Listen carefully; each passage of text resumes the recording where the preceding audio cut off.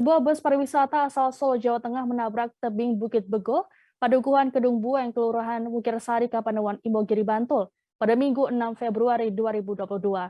Dalam peristiwa ini dilaporkan sebanyak 13 orang meninggal dunia dan puluhan lainnya mengalami luka. Peristiwa kecelakaan terjadi sekitar pukul 13 waktu Indonesia Barat. Diketahui bus pariwisata GA Trans mengangkut sebanyak 42 orang yang sedianya berwisata ke Pantai Parangtritis. Total korban luka berjumlah 29 orang. Sopir bus selamat dan mengalami patah tulang. Korban luka dan tewas dibawa ke Rumah Sakit Panembahan Senopati, Rumah Sakit Nur Hidayah, dan Rumah Sakit PKU Bantul. Dari gambar yang beredar, kondisi bus tampak ringsek di bagian bodi samping karena menghantam tebing di sisi kanan. Kaca bagian depan bus juga tampak pecah hingga rodanya terlepas.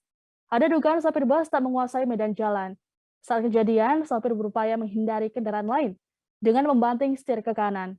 Pihak Polres Bantul saat ini sudah mengambil sejumlah komponen bus untuk dilakukan identifikasi.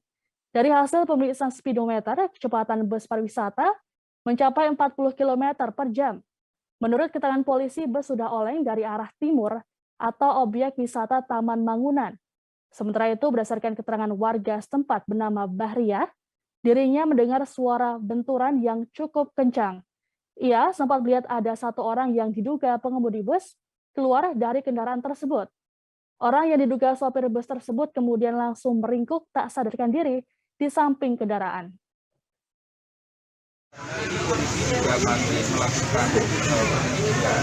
Informasi yang kami terima ini adalah rombongan wisata dari perusahaan konveksi yang ada di Sukoharjo. Merupakan konveksi rumahan, sehingga satu dengan yang lain ini ada yang tidak mengenal. Oleh karenanya kami melakukan identifikasi secara terpisah satu persatu di seluruh rumah sakit yang dijadikan rujukan.